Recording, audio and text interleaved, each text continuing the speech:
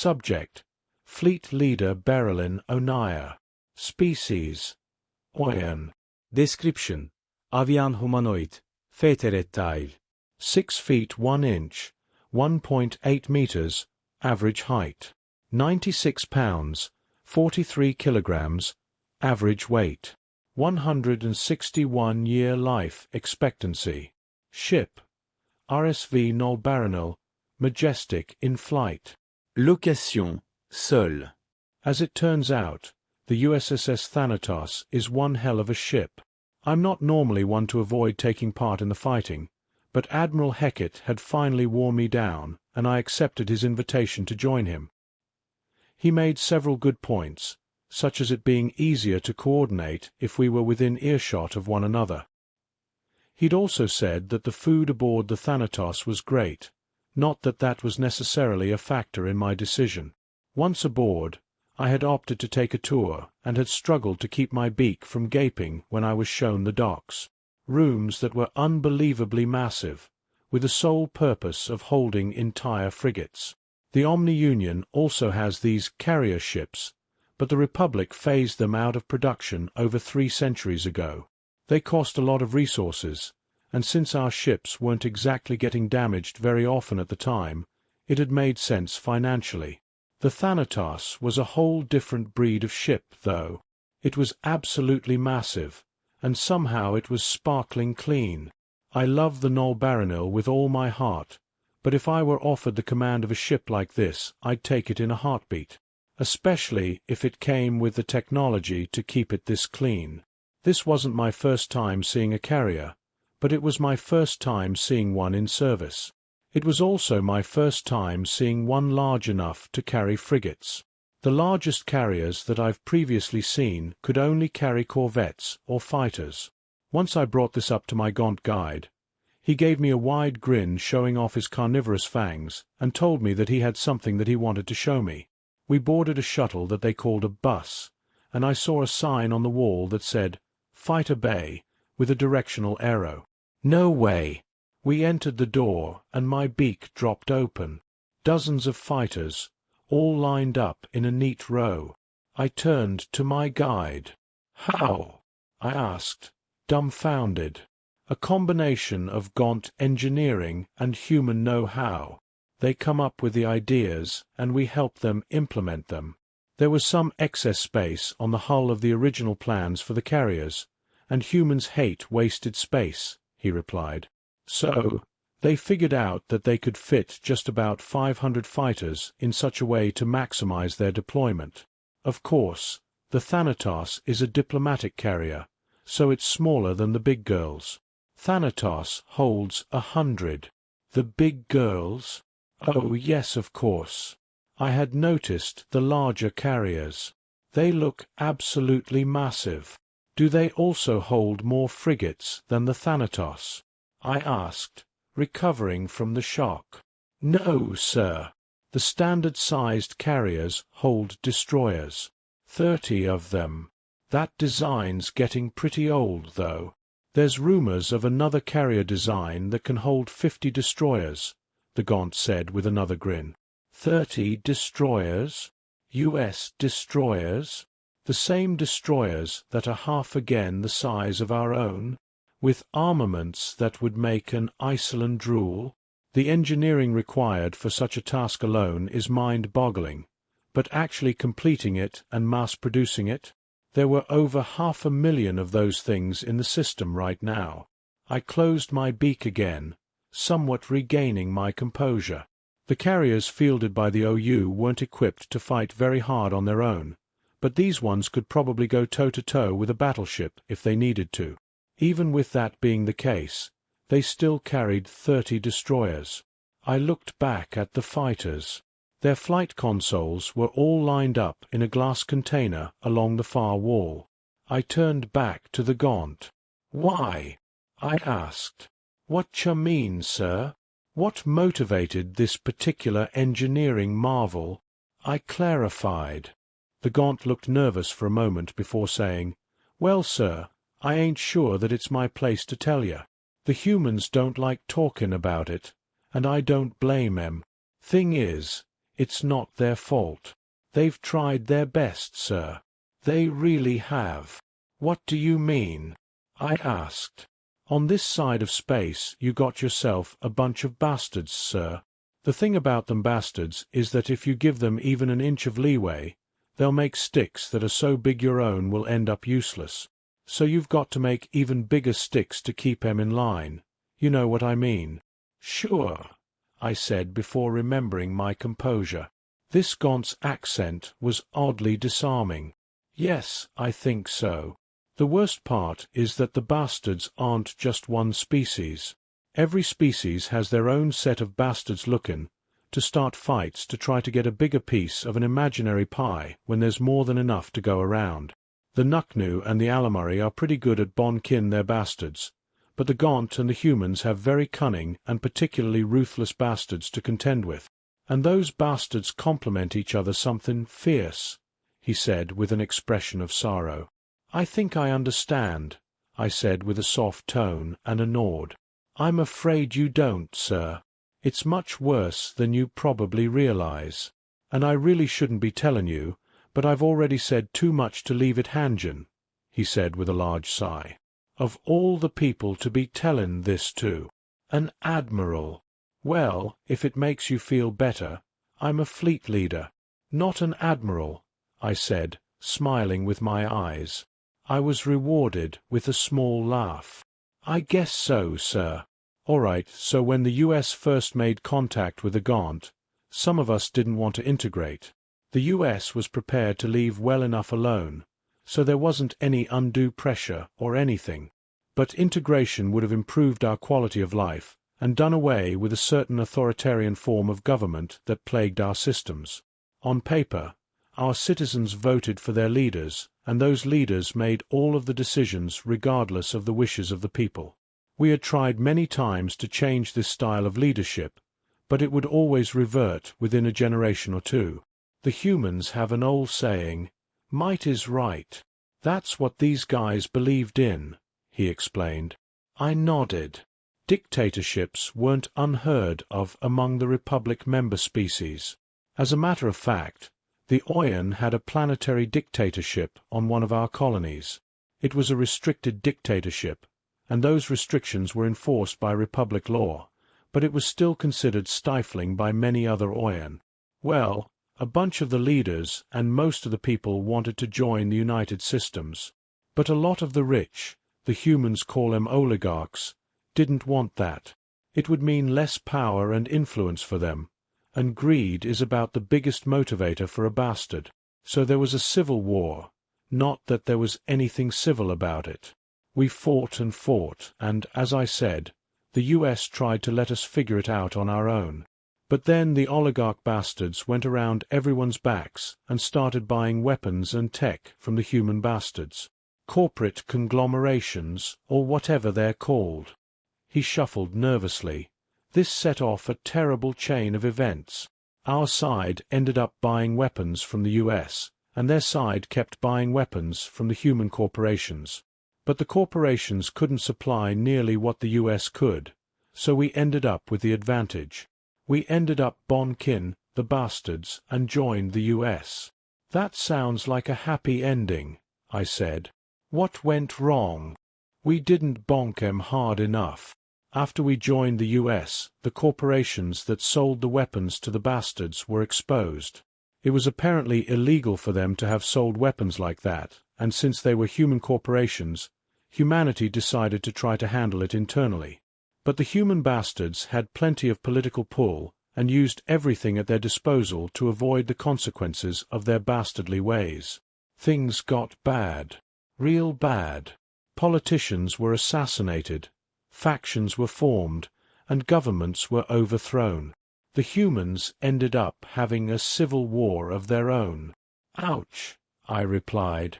Yeah, no kidding. Their civil war lasted for 100 years. Some people call it the corporate war, but that's not what it actually was. Humanity had plenty of grievances stored up at that point in their history, and we were the spark that blew that powder keg sky high. What's a powder keg? I asked. Oh, that's one of them human sayings. Their primary infantry weapons traditionally use an explosive substance called gunpowder that used to be stored in wooden containers called kegs. It's extremely flammable and explosive, so all it takes is a spark to make it go boom. Oh, I see, carry on, I nodded. Right, anyways, once they finished up Bon Kin their bastards, our own bastards decided to act up again. They tried to do a coup, and the Gaunt were once again embroiled in a civil war. Humanity helped us out of it in the form of US intervention. The Nuckness and Alamari were against it. Wanted to let nature take its course, I guess. Humanite convincedem, do.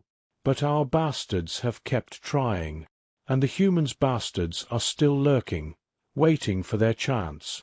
Hell, the Fourth Pacification War isn't even technically over yet. Been about 19 years now, he said with a shrug. The US is currently at war? I asked. No, not technically. It's more along the lines of putting down a mutiny, or a riot suppression. I think the official term's police action. About 18 or so years ago, our bastards tried again and nearly succeeded. It was an extremely organized effort. They had managed to infiltrate the Gaunt government and every ship in 10th Fleet. When they struck, they managed to kill most of our democratically elected representatives and steal most of 10th Fleet's ships in the biggest mutiny in all of our shared histories. Whoa, I said in shock. Yeah. And to top it off, they had begun a propaganda campaign to convince the US to stay out of the conflict. So when the US inevitably entered the fray, 'cause they stole those ships, a lot of the people in charge were suddenly getting angry letters and phone calls from people who'd fallen prey to the propaganda. Wow! What changed? I asked. The US liberated a Gaunt colony from the bastards. Turns out, bastards do what bastards do no matter what's at stake. They had been abusing the populace something fierce. Mandatory work schedules and curfews, and capital punishment for minor infractions. Pretty much turned the populace into slaves and killed anyone who tried to argue with them. Once the news broke, their support dried up right quick. Then it was just a matter of killing them as the opportunity arose. But the humans really stepped up to bat for us. If it weren't for them, we'd all have ended up living like those poor bastards on that colony. And it was mostly the humans who laid down their lives, too. We owe 'em a lot. Yeah, I can imagine. You say killing them? What about prisoners? I asked, dreading the answer at this point. Oh sure, there's a few of them. But it's kind of a Gaunt thing to not be taken alive. Warrior culture and all that. Personally, I prefer the engineering focus of our culture, but if my back was to the wall I'd rather give my life for something I believe in by talking, a few of the bastards with me, I'm sure they probably feel the same way, he said with a shrug. I sighed with relief. Rules of war are important, but the rules regarding police action are a moral imperative. You can tell a lot about a culture by how they handle their police actions. Still, it's not surprising that this was left out of the briefing. One thing was still bothering me, though. You said the human bastards are still lurking. What did you mean? I asked carefully. Well, most human systems pretty much worship the free market. I don't blame 'em. The thought of being told that you can't buy or sell something that people want to buy is infuriating. But the biggest side effect of a free market is powerful corporations.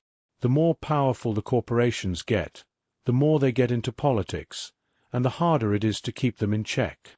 Without strict regulations, you end up having to kill the bastards to get their hands off your throat. Really? I asked. Oh yeah. Human core are notorious. They even hire mercenaries and go to war with each other.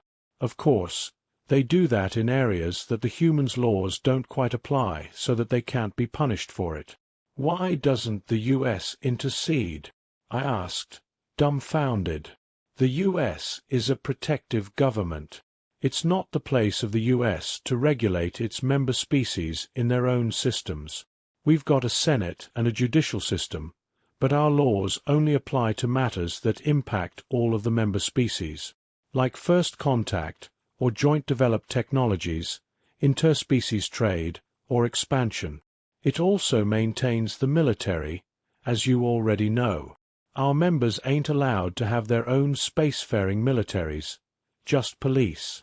Otherwise, each species governs itself however it wants to. The Nuknu have a purely democratic government, and the Gaunt has a democratic republic. The Alamari and humans have a bunch of governments all working under a unified umbrella government. Those ones get complicated. I laughed and said, I know. That was in my brief. I'm sure it was. He laughed in return. Anyways, let's get this tour finished up and get you to Admiral Hecat. We stopped by more impressive areas aboard the Thanatos while I digested what I had just heard. It was a lot to take in. On the one hand, I can definitely see why the US had developed their weapons to be as lethal as they are. On the other hand, I'm not sure how comfortable I am around them, knowing how quickly they resort to violence.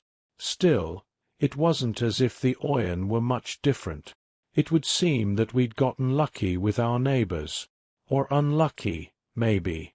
If we'd ended up with more bastards, we might not have lost as many against the OU as we have.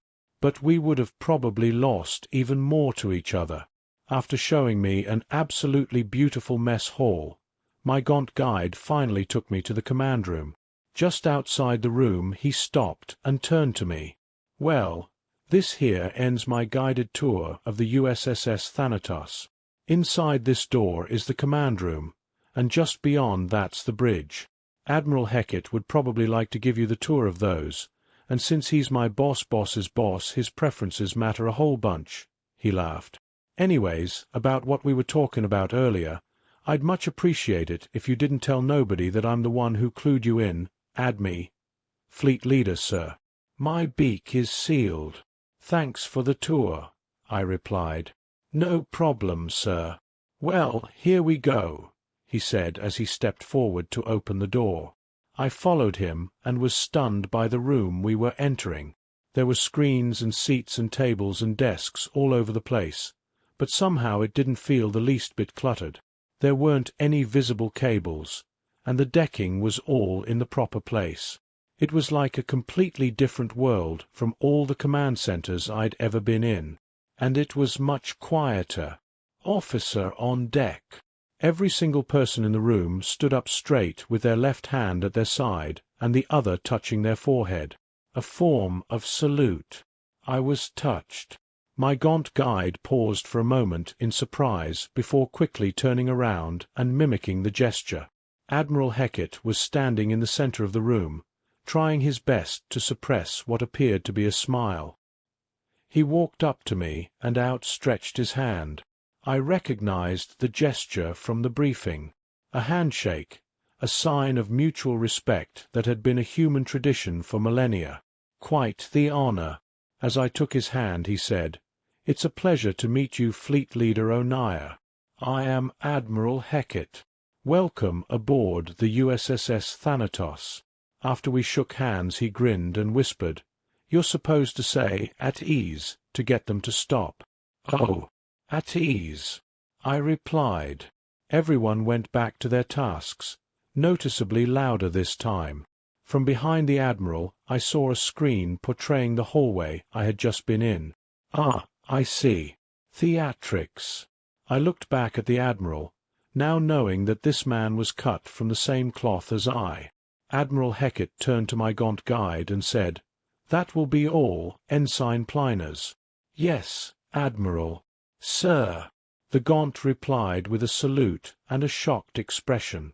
It was good to finally know his name. I had been a little embarrassed to ask. Pliners had been in the hangar when my shuttle docked. I had sent my aides on ahead so I could get a good view of the impressiveness of the hangar when he had approached me and offered a tour, without introducing himself. It was also good to know that the Admiral knew the crew. Actually, Judging from his expression and how quickly he performed his about-face, the admiral knowing his name and rank came as a surprise to Pliners. It reminded me of a fleet leader I came up under. Fleet leader, all-seeing, a rune. She had made a point of knowing everything that went on in her fleet, and keeping tabs on everything she possibly could. It was unnerving to have her ask how your family was by name. "Well, fleet leader, how did you find the tour?" Hecate asked.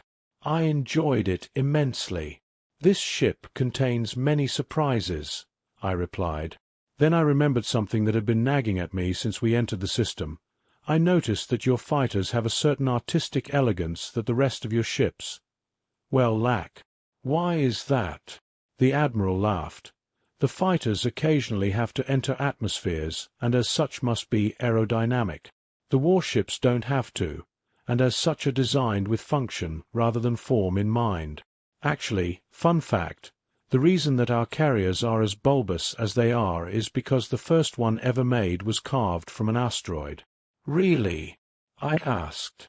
Our first battleship was carved from one as well. Yes. I suspect it's probably a commonality among spacefaring species to improvise building materials.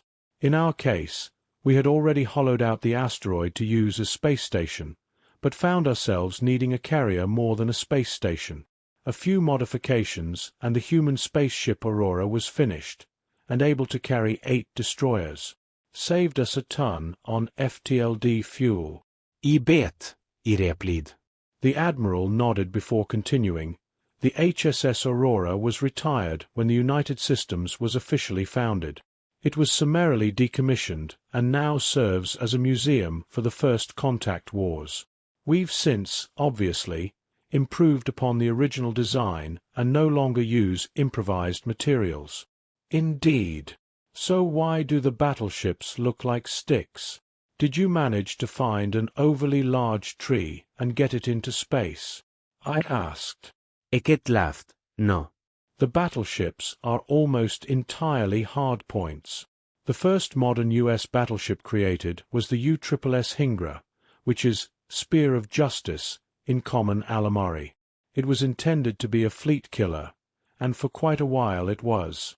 But war escalates, and after 36 years of hard service, the Hingra was lost with all hands in the First Battle of Seoul. Your civil war? I asked. Yes, one of them. Hecate laughed again, but with a grimness this time. You've had more than one? I asked, shocked. Oh, humanity has been having civil wars since we first picked up sticks. We've only had 2 that the United Systems military was obliged to intervene in, though. I believe you were briefed on the second one.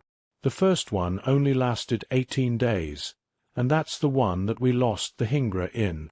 I licked the upper innards of my beak.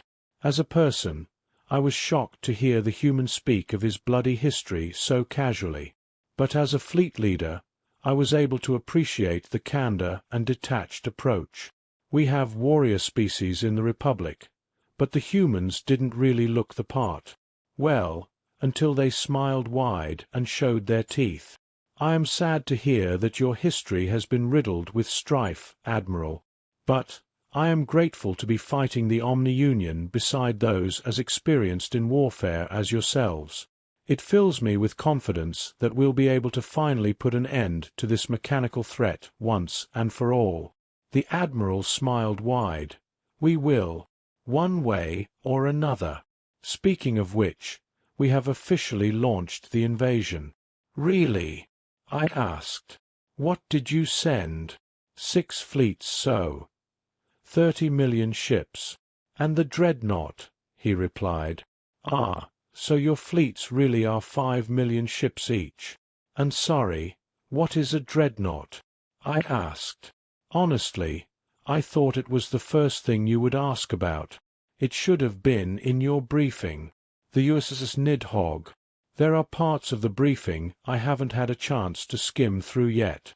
I mostly went through the species description and history, I replied, gesturing in an apologetic way. Understandable. I haven't been able to read the briefing supplied by the Republic at all, he said with a laugh. Then his face turned serious. The USS Nidhogg is the only dreadnought-class ship in the U.S. military. It is a xenocide deterrence, created in response to the Deluran War.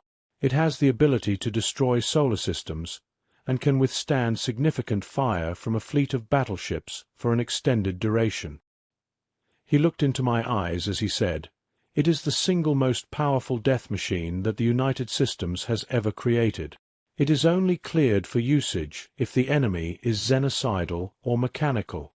Every crewman aboard the Nidhogg has passed through the most intense background and psychological checks available to make certain they are loyal to the United Systems. If their loyalty wavers in a detectable way, they are assigned elsewhere." I swallowed heavily.